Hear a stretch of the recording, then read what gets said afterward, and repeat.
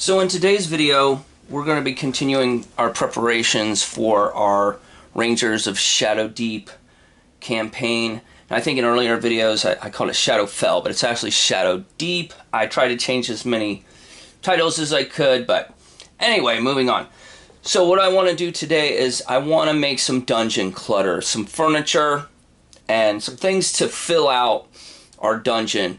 I have dungeon tiles that I made like probably 10 or 15 years ago for Mordheim Bordertown Burning campaign, and they're great because they're modular and I can plug them together in different configurations, but they're very plain. I had sparse decorations in there, a skeleton sitting up against the wall here, or a barrel or something here, there, but I want to really populate this place and make it look lived in.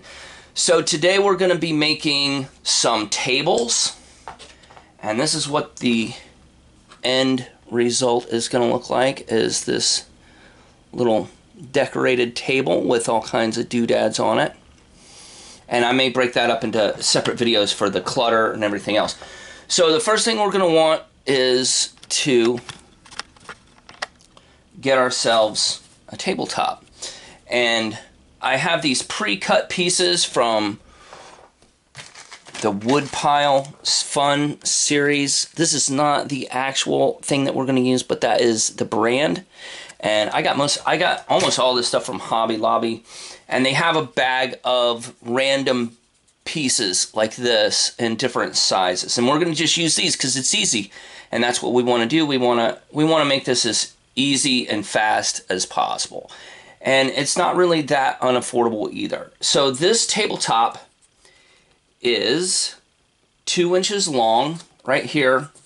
We have a ruler right here on our little cutting table. A lot of people, they just use this to cut and to paint on and to fabricate and never even realize that it has all these measurements on it. So it's really easy and convenient to be able to measure your stuff out with this. But see, this is 2 inches. You can't even see that. It's 2 inches there, and our width is 1 inch. So very easy measurements to do, no problem. It fits in this little square right here. So now we need to put some legs on our table. So I got, where did I put them? Oh, right here. I got these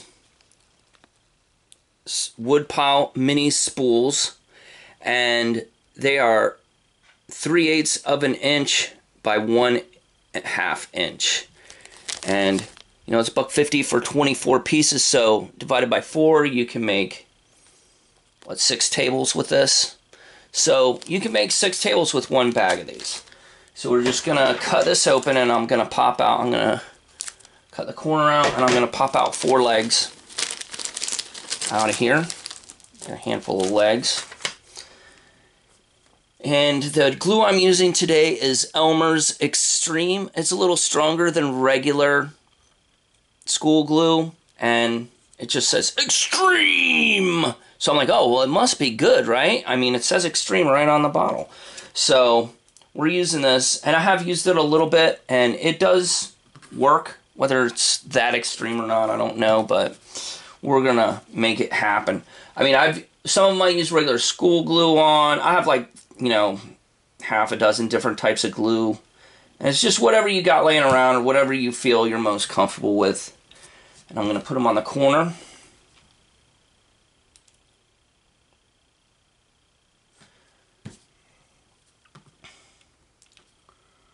Right here. Nice and easy. It's always hard to get the camera to see when my hand is always in the way. And I know it's annoying, but, you know, with shaky hypertension hands, you gotta do what you gotta do, and I can't really hold it up. You guys know that already, though. So, there, and then, like, while it's wet, you make some minor adjustments to our table, and voila! You've got your table. It's already ready to go. You can just throw it on the table just like this, and most people aren't going to complain. Because it's a table. What do you want? You know, while I have my spools out, here's a larger table that I pre-made, and this is out of popsicle sticks, like these big popsicle sticks, and then on the back side I have it tied together with just regular popsicle sticks. So I'm going to flip this upside down, and I'm going to take the remainder of my spools and I'm going to finish out this table.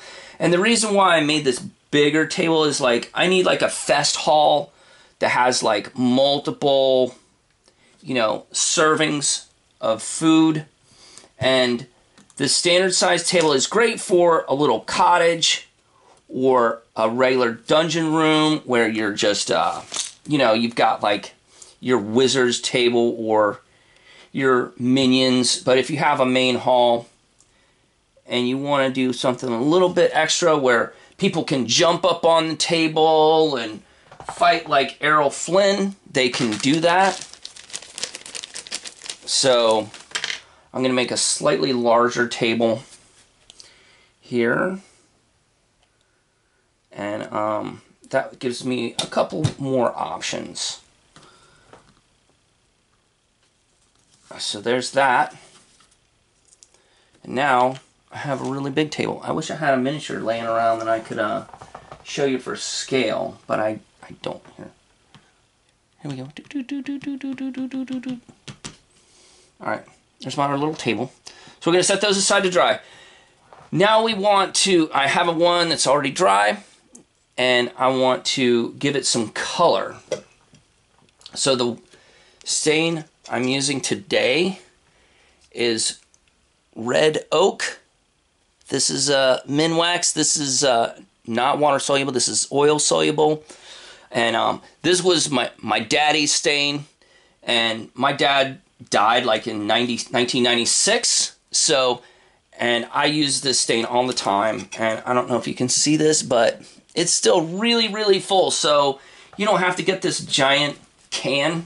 Like a little bit of this stuff goes a really long way. It's not like paint where you use it really quickly and you kind of burn through it. It's like stain goes a long way. So you can get those little cans like this. It'll last you until you're dead, you know. But we have this. I picked this instead of the regular stains I use because the regular stains I use are for shading and they're a lot darker. And this has a little bit different look to it. So we're just gonna let me see if I can't tighten this out a little bit. So we're just gonna dip it halfway. We're gonna flip it over, dip it the rest of the way. I'm gonna take a paper towel and I'm gonna wipe the excess off. And you can let it set if you want a darker finish on here, but I'm not really interested in it being very dark. I want that wood grain to pop out. And the bottom side isn't as necessary to wipe down as the top side. So there's our table. We're going to set our stain aside. And then you're going to want to let this dry for 24 hours or so. So the final step, excuse me, we're going to set that aside, is to put some decorations on it. So, and that's pretty much it. I'll go over how I decorated this in a different video. So, because it's pretty interesting and there's a lot of information there. So, thanks for watching, and I'll see you next time.